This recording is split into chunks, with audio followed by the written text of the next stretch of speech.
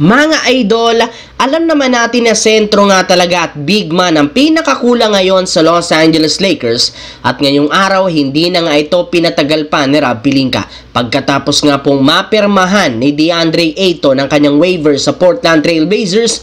Tatlong team agad ang kanyang pinagpipilian, ang Indiana Pacers, Golden State Warriors at Los Angeles Lakers. Pero sa tatlo, Lakers nga ang pinaka-priority nitong gustong mapuntahan. Ang rason, una, dahil kay Luka Doncic. Alam naman natin na magkasama nga sila sa draft class noong 2018. Pangalawa, gusto nga nito sa isang winning team na alam niyang may laban sa championship at winning situation. At ito rin naman ang kanyang rason bakit gusto niyang mapunta sa Lakers despite ng mababang kontrata na ibinigay ni Rob Pelinka. In other words, gusto niyang magkampiyon kasama si LeBron James at Luka Doncic. Nga pala, ayon kay Brian Windhorst ng ESPN, hindi pa tapos ang Los Angeles Lakers na gumawa ng pagbabago ngayong off-season. Samantala, dito naman tungkol sa Golden State Warriors.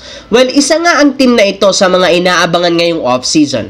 Maraming mga analyst ang nagsasuggest na kay Mike Dunleavy Jr., ang general manager ng team, na kumuha ng bagong sentro matapos mawala sa kanila si Kevon Looney. Ito nga ang third day ng free agency at wala pa ring galaw ang Golden State. Ayon sa source, interesado nga ang team na ito kay Damian Lillard, pero kontra nga dito si Draymond Green dahil sentro ang kailangan nila, hindi isang scorer. Mismong si Coach Steve Kerr na ang nagsabi, ayaw na nilang gamitin pa si Draymond Green bilang sentro sa susunod na taon. Pero ngayon nga mukhang unti-unti nang nauubos ang magagaling na free agent center, kaya puro batikos ang inaabot ngayon ni Mike Dunleavy dahil kung hindi nga daw gagawa ng paraan ng Warriors na makakuha ng additional player na big man, isa na namang taon ni Stephen Curry ang masasayang. Anong masasabi nyo dito mga idol?